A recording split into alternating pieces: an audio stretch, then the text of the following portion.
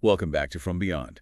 We're diving into some pretty interesting sessions today, all about channeling and the power of the pyramid shape. Yeah, we'll be exploring how even the smallest details, like the placement of objects during rituals, can have a huge impact on our energy work. Exactly. So let's jump right into session 3. It focuses on channeling and the use of rituals, and it really emphasizes being precise with object placement for energetic alignment. What are your thoughts on that? Well, you can think of it like creating a clear channel for communication, right? The way objects are placed, like a Bible, a candle, and some incense, can actually minimize energetic distortions. Oh, I see. Each object has its own specific purpose and placement to create balance. And that balance helps facilitate clear communication, not just between people, but also between different realms of existence. It's like setting up the perfect environment for a performance. Exactly. Each piece plays a role in the overall impact. Now, the session also mentions a virgin chalice being used for water. Can you tell us a bit more about that? What's the significance there? The idea of a virgin chalice is all about symbolic purity. A vessel that's never been used before carries no leftover energy, so to speak. Ah, That ensures the water used in the ritual is pure and untainted, so its energy is completely focused on the intention of the ritual itself. so it's about maintaining that pure energy and intention throughout the entire ritual. Precisely. And that brings us to another crucial point that session 3 highlights, which is the importance of aligning yourself with people who have similar goals, especially when you're doing group energy work. Why is that so important? Well, imagine a choir where everyone's singing a different tune at the same time. It would be total chaos, right? Yeah, I can see that. Same thing applies to energy work. If the people involved aren't energetically aligned, their intentions and energies might clash, Right. and that can disrupt the flow of energy and potentially mess up the whole process. It's like trying to build a house when the construction team can't agree on the blueprints. Exactly, a shaky foundation at best. So shared intentions and a clear focus are really crucial for successful energy work, especially when you have multiple people involved. Now, this whole idea of intention and precision seems to tie in perfectly with session 4, which dives into the power of the pyramid shape. Absolutely. Session 4 describes the pyramid as a spiritual tool that's designed to channel energies for initiation and connection to intelligent infinity. Intelligent infinity. What exactly does that mean? In this context, intelligent infinity refers to a universal consciousness, a source of energy that exists everywhere and in everything. It suggests that all things are connected and that there's a higher intelligence guiding the universe. So the pyramid acts as a kind of bridge to connect us with this universal consciousness. You could say that, yeah. It's believed that the shape of the pyramid actually amplifies and focuses energy, creating a strong vortex that helps people access higher states of consciousness. The session also talks about a central point within the pyramid where all these energies converge. What's so special about that point? Think of it as the epicenter of this energetic vortex. Throughout history, people from various traditions have used this space within the pyramid for meditation, introspection, and even spiritual awakening. It's thought that the concentrated energy at that specific point can create profound experiences and accelerate spiritual development. That's fascinating. It sounds like a cosmic power spot designed to amplify energy and focus it for transformation. That's a great way to put it. And let's not forget the symbolism that's embedded in the pyramid's geometry itself.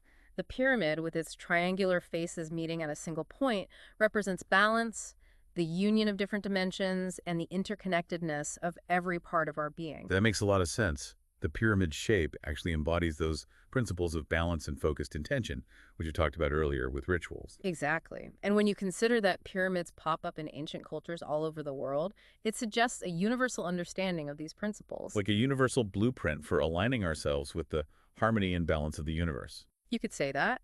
And this isn't just ancient history. This knowledge is something we can apply to our lives today. Oh, really? How so? Can you give us an example? Sure. Think about the spaces we live and work in. By incorporating certain geometric shapes, like pyramids or triangles, we can potentially change the way energy flows in our homes and workplaces. Interesting. It's not just about understanding these principles in our heads, it's about putting them into practice and using them to influence our daily lives. So we're not just stuck with the energy we're given, we can actually shape it to some extent. Right. Even small tweaks to our environment can shift our energy levels, our focus, our overall well-being. That's amazing.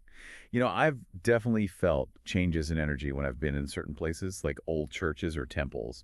There's often a sense of peace and stillness in those spaces. That's because those spaces were often designed with these principles in mind to harness and direct the flow of energy. They used sacred geometry and aligned the structures with natural energy fields. So by applying these principles, we can create spaces that resonate with specific energies or intentions. Precisely. It's all about understanding the language of energy and using it to create an environment that supports our desired state of being. That's a powerful concept. It makes you realize that we have more control over our energy than we might think. Absolutely. And the more we understand these subtle energies and learn to work with them, the more we can shape our reality in positive ways. This has been a really insightful look into the world of ritual and sacred geometry. What do you think are the key takeaways from these two sessions so far? I'd say the biggest takeaway is realizing that the little things matter. Small details can have a huge impact on energy work and spiritual transformation. From the way we arrange objects in a ritual to the shape of the spaces we inhabit, everything is energy. And we can learn to work with that energy. Yes, and the key to working with it effectively is understanding the principles of balance and intention. Whether we're creating a ritual space, designing our homes, or simply interacting with other people, being mindful of those principles can help us create a more harmonious and fulfilling experience. I couldn't agree more. And the best part is, anyone can access and apply these principles. It's not about having special powers or belonging to a certain group. It's about understanding the universal language of energy and using it to make positive changes in our lives. It's knowledge that's available to everyone. Exactly. It's all about exploration and discovery, and the more we learn, the more we realize just how much more there is to uncover. Yeah, it really is amazing to think about how these ancient principles are still relevant in our lives today. It's not just about esoteric practices. It's about understanding the energy dynamics in every aspect of our existence. You got it. We often forget about the energetic dimension of our reality, but when we start paying attention to these subtle energies and how they interact, it gives us a deeper understanding of ourselves and the world around us. We talked earlier about the importance of balance in ritual work, Hmm. but it seems like balance is a much broader principle that goes way beyond just those specific practices. Oh, yeah, definitely. Balance isn't just about arranging objects in a certain way. It's a principle that governs everything, the entire universe. Hmm. It's about finding that equilibrium within ourselves, in our thoughts, our emotions, our actions. It's like they say, as within, so without. Exactly. What we see externally often reflects our internal state. So if we're looking for harmony and balance in our outer world, we need to cultivate those qualities within ourselves first. So by creating inner harmony, we can actually influence the energy of our surroundings and the things we attract into our lives. That's the idea. It's not about controlling external circumstances. It's more about aligning ourselves with the energies that support our well-being and create a more harmonious flow in our lives. The pyramid, with its perfect geometric proportions, seems like a powerful symbol of this connection between inner and outer harmony. You're right. The pyramid represents balance and the union of different dimensions. But it's not just a static structure. It's a dynamic energy field, a conduit for higher frequencies. So when we align ourselves with the pyramid's geometry, we're tapping into those higher frequencies. Exactly. And that's where the real transformation begins. As we raise our vibration, we expand our consciousness, tap into new levels of awareness, and open ourselves up to greater possibilities. Session 4 also mentioned initiation in relation to the pyramid. What does that mean in this context? Initiation, in this sense, isn't about joining a secret society or anything like that. It's about consciously choosing to step into a higher level of being, shedding old patterns and beliefs that don't serve us anymore, and embracing a more expansive vision of ourselves and our potential. So the pyramid symbolizes this process of ascension and transformation. You could say that, yeah. It's a reminder that we're capable of reaching incredible heights, transcending limitations, and connecting with our true essence. It's a message of empowerment that resonates across cultures and throughout time. It's empowering, for sure. It makes you realize that we all have this potential for growth and transformation within us. We absolutely do, and there are so many ways to tap into that potential.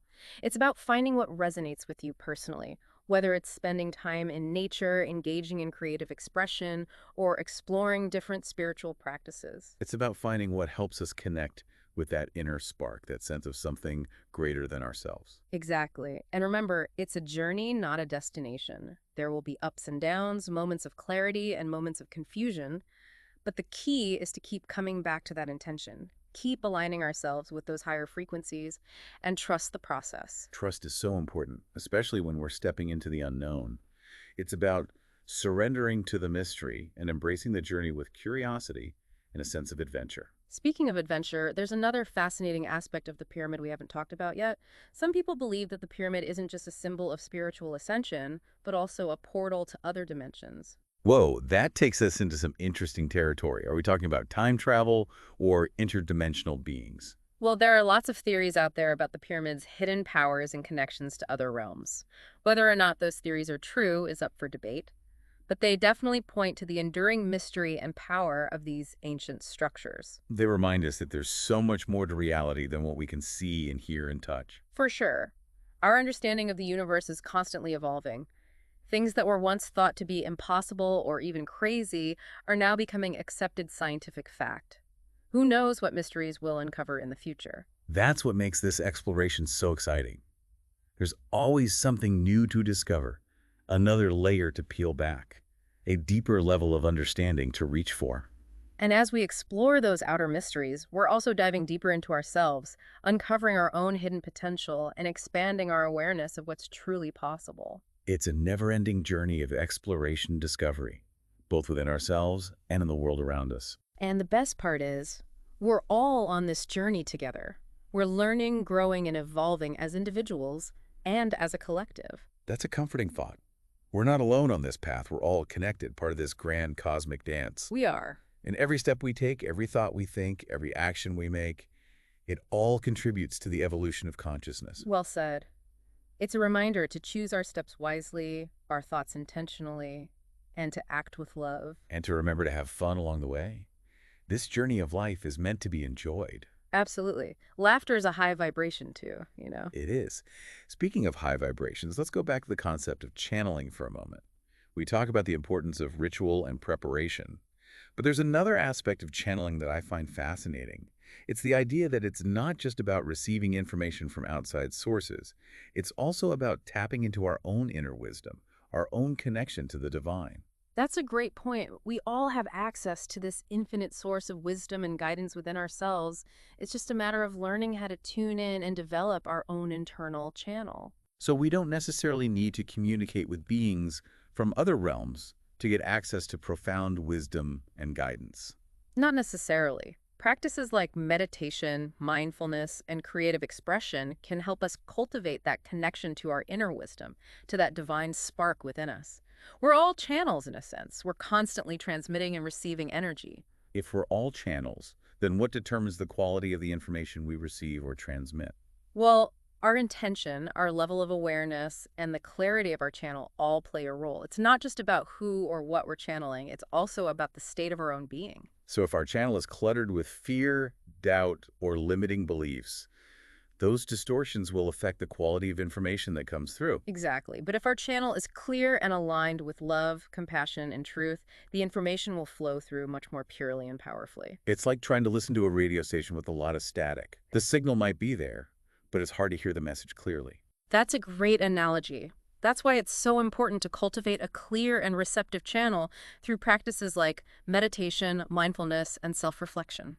And to be mindful of the information we're taking in. Discernment is key. Not all information is created equal. Some of it is helpful and inspiring, while some can be misleading or even harmful. It's our responsibility to develop our own internal compass and trust our intuition. So how can we tell if the information we're receiving is accurate and trustworthy? First, check in with your gut feeling. Does it resonate with you? Does it feel true and aligned with your values and beliefs? It's about trusting our intuition. Exactly. Our intuition is a powerful guide. If something feels off or doesn't sit right, trust that feeling. And what about the source of the information? Does that matter? Absolutely. Consider the integrity of the source. Is this someone known for being honest and accurate? Or are they known for spreading misinformation or sensationalized stories? So we need to do our research and not just blindly believe everything we hear or read. Critical thinking is essential. In today's world where we're bombarded with information, it's more important than ever to be discerning. And to remember that we have the power to choose what we let into our minds and hearts. We are the gatekeepers of our own reality. I love that phrase. We are the gatekeepers. And the more aware we are of that, the more consciously we can create a reality that's aligned with our highest good. This has been such a thought-provoking conversation. We've covered so much ground, but it feels like we've only just begun to explore these topics. It's true. These are concepts we could talk about for a lifetime. And the more we explore, the more we realize how much more there is to discover. That's the beauty of it all. It's a journey of exploration and expansion that never really ends. And we're all on this journey together, learning and growing along the way. We are indeed. Yeah, it's easy to get caught up in the serious side of things, but you're right, joy and laughter are so important. Absolutely. It's not just about personal joy either. It's about understanding that we're all connected, that we're part of something bigger. Right. When we really grasp that, it's like a shift in perspective. Hmm. We're not just passive observers anymore. We become active participants in creating our own reality. That's a powerful thought. We go from just watching things happen to actually shaping our own experiences. Exactly. We have the power to choose our own direction, to shape the reality we live in. Hmm. And it all starts with our thoughts, our beliefs, our intentions. So it's about making conscious choices, focusing on thoughts and beliefs that uplift us. Yes, and aligning our intentions with our highest good. And let's not forget about compassion. Compassion for ourselves and compassion for others. This journey isn't always easy. Right. There will be challenges, moments of doubt, uncertainty, but it's all part of the process. It's how we grow. Exactly. Challenges are opportunities to become stronger, more resilient, more compassionate. So embrace the challenges, the lessons, the opportunities for growth. And don't forget to celebrate the wins along the way. Yes. Appreciate the good things, the beauty, the joy, even when things are tough. Gratitude can be so transformative. It's like a magnet that attracts more goodness. Exactly.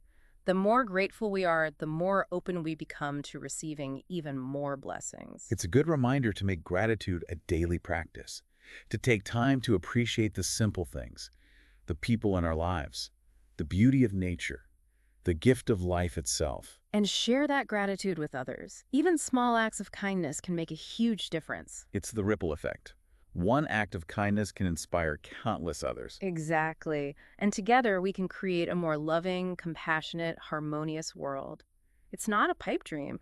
It's a real possibility. It starts with each of us, with the choices we make every single day. And when we align ourselves with love, compassion, and truth, we're part of a collective awakening. Let's be the change we want to see in the world. Let's be the light in the darkness. Let's be the love that heals and transforms. And let's never stop exploring, expanding, evolving. This has been an amazing journey, and I'm so grateful to have shared it with you and our listeners. Me too. Thank you for joining us on From Beyond. Until next time, may you all experience peace, love, and joy.